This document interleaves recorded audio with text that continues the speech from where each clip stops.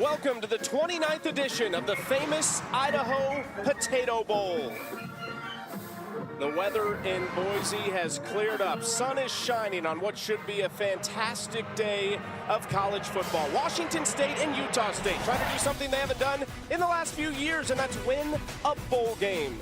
Space for Meredith to be able to stop and pick up the first down. Eckhouse again looking over the middle, and he's got his man. Big pickup there for Zevi Eckhouse, who is slinging it. You said it. Danny Freund alluded to it. He said, we're going to turn Zevi loose today. Maybe a different look than what Utah State really saw much on film, at least down the stretch of this season or for the majority of it. Eckhouse looking outside again, and wide open is Meredith for another first down to the 18-yard line. Jack Stevens on for a 32-yarder. He's 14 of 16 this year from the right hash.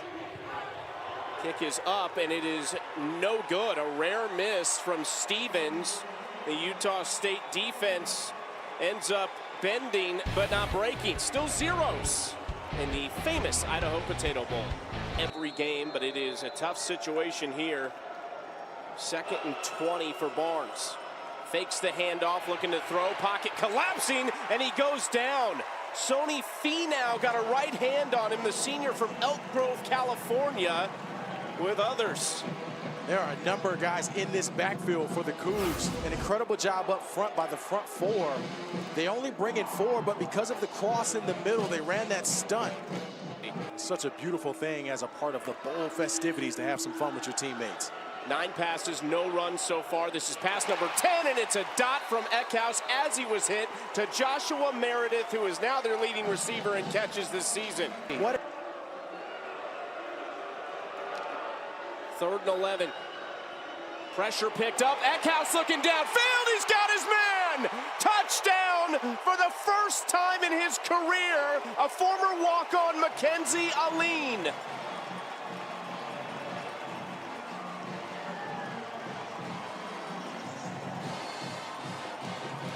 Chucky, we talked about them airing it out. Watch Bryson Taylor from the nickel position, number 11. He gets fooled on the move to the outside. That's why he's trailing Eileen at the end of that play. Just an incredible route at the top by McKenzie for his first touchdown of the season from the redshirt freshman.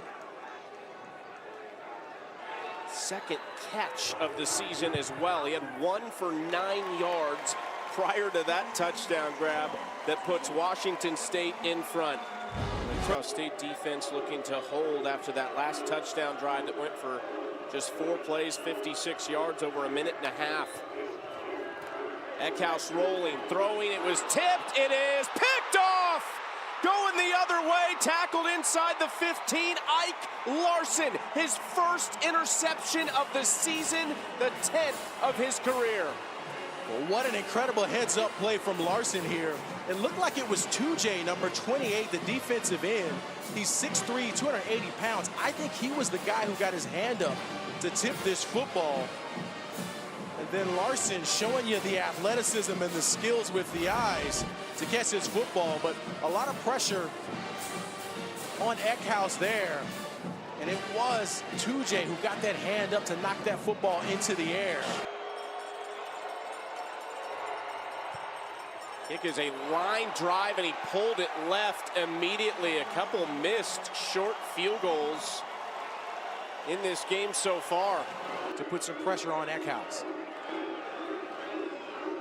Eckhouse throwing, long throw, intercepted. It was a risky throw, and that's Dylan Tucker with his first interception of the season. Well, they brought the pressure that time. John Miller comes in the middle, and I think because Eckhouse felt that pressure coming in from the backer, that he threw this football before he wanted to. But watch 20 come in into the frame there and get that arm up. Eckhouse wanted to release the football quickly, and Tucker just does a tremendous job of breaking on the football. And look at him using those hands. Just a play ago, we talked about cradling the football versus using your hands. That's textbook how you design it to be able to catch the football.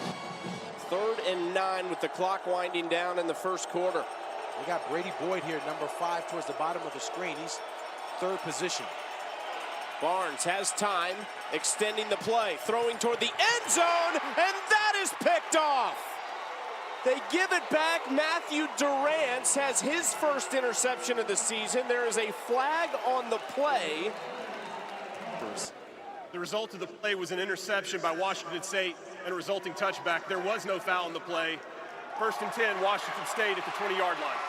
But this is part of the luxury. When you can get pressure only bringing 4, you rush the throws of the quarterback. But Barnes is going to get out to his right here. They only brought 4, so there's so many defenders out there. This is a moment where if you're Bryson Barnes, you just got to run the football. Just take what the defense gives you instead of trying to force it.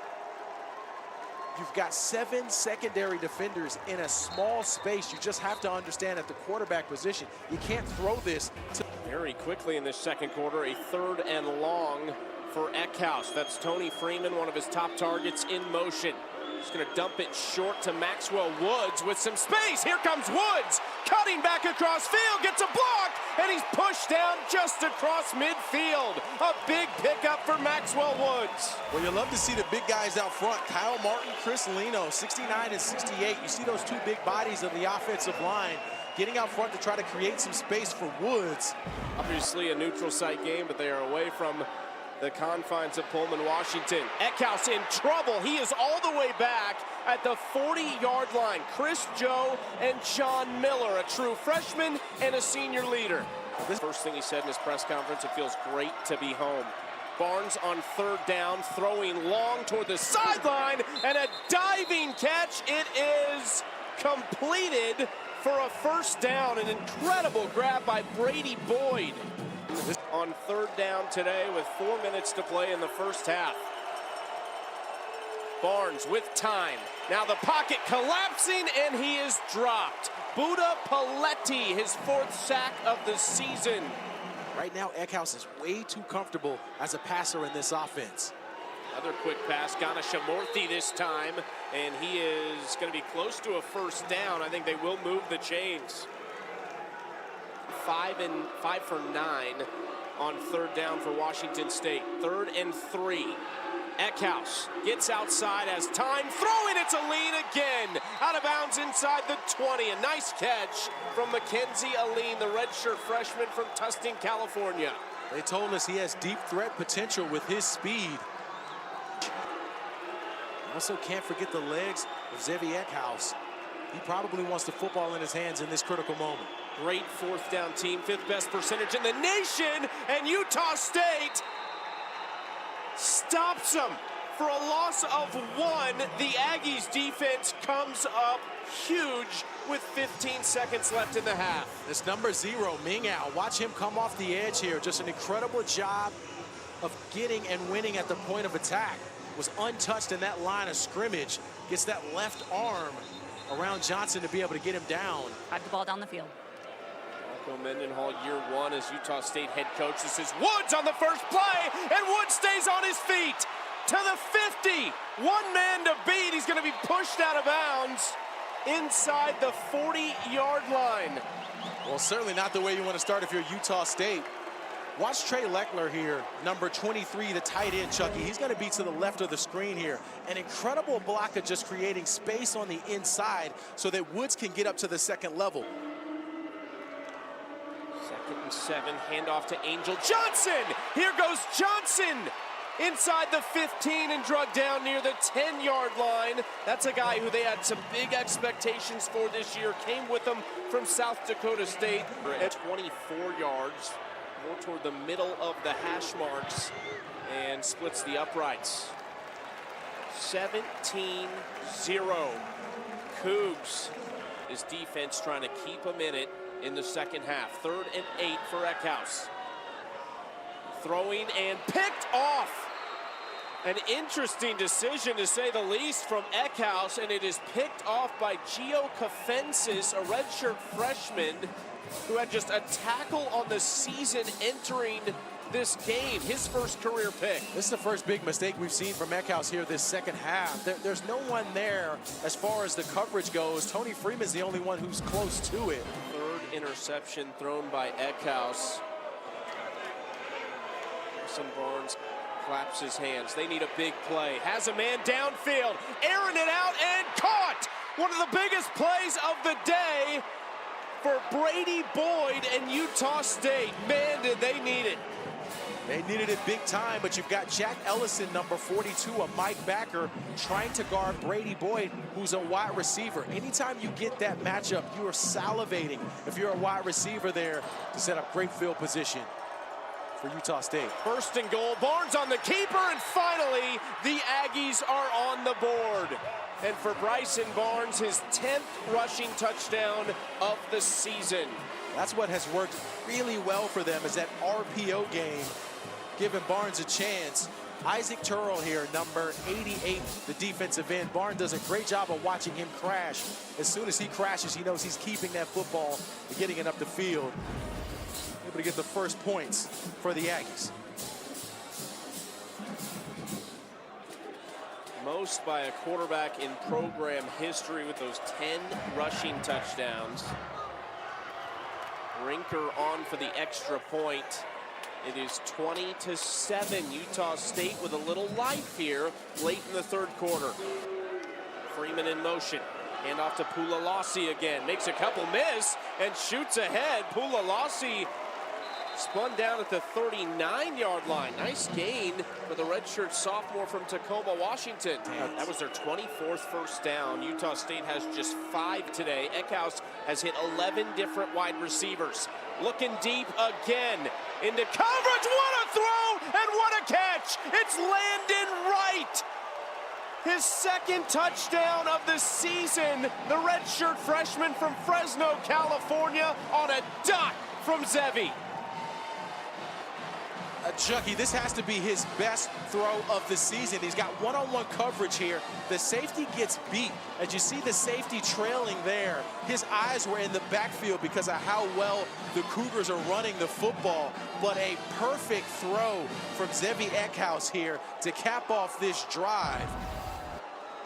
And the redshirt freshman, Landon Wright, showing you that he can play. Give me more opportunities, coach. Look, excited for the Cougars, but I think if you're Kirby Moore, you look at this young wide receiver core and say, I got some guys that can play. The extra point is good. It's back to a 20-point lead. You said it. Some of these young receivers getting a big opportunity and empty backfield. Davis in motion. Barnes. Little trickery there. Looked like a quarterback draw. He ends up throwing it to Davis across the 50-yard line and tackled at the 49. Let's make it in my program. Not just good in school or good at the sport, but have a third thing. They worked a job. They were from a certain area, agriculture kids, wrestlers, and Torres Moore. First is really the guy at that quarterback spot, but he's had a tremendous year. Conover trying to keep their hopes alive. Throwing off his back foot to the end zone, and it is caught! What a grab by Brady Boyd! They hit back again. Well, what a spark that Jacob Conover has created just by being inserted into this game.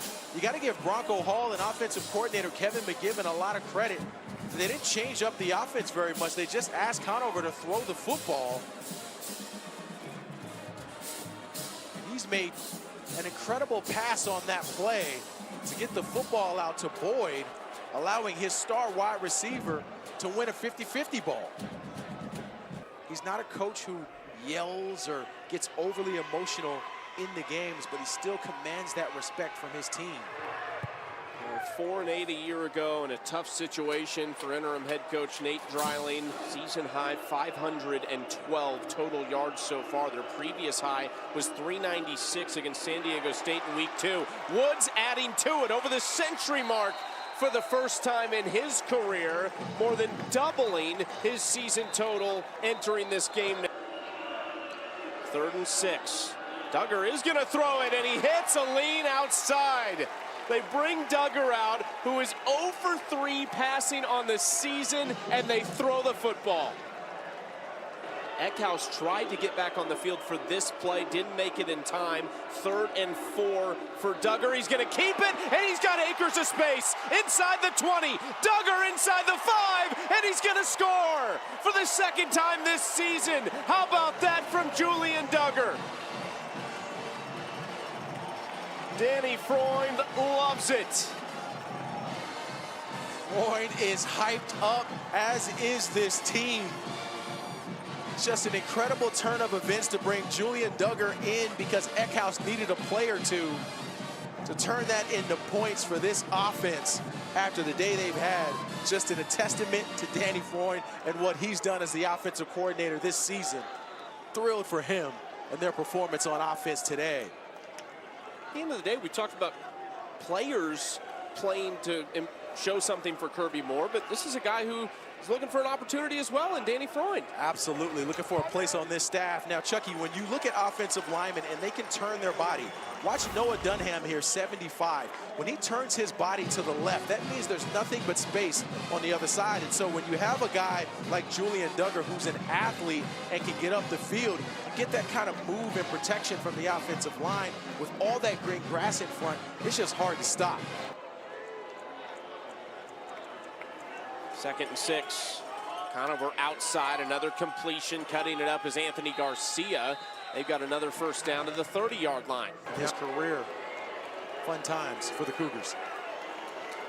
Jacob Conover trying to get on the board, though, one more time for Utah State on a wheel route toward the end zone. Is a perfect throw. It's caught, and it is a touchdown. Javen Jacobs, one of the running backs, with his 3rd receiving touchdown of the season. It's so great to see them finally get these running backs involved in the passing game. They've been terrific all season. Javen Jacobs has a matchup that he can win on the outside. They move him around this formation and put him on this wheel route to outrun the defensive end. Janikowski, 93, just an incredible job of understanding the situation by Jacob Conover, and then good execution on the route from Javen Jacobs. Rinker on for the extra point. It's good. And it's Robbins re-tees it. He's going to switch to the other side of the field.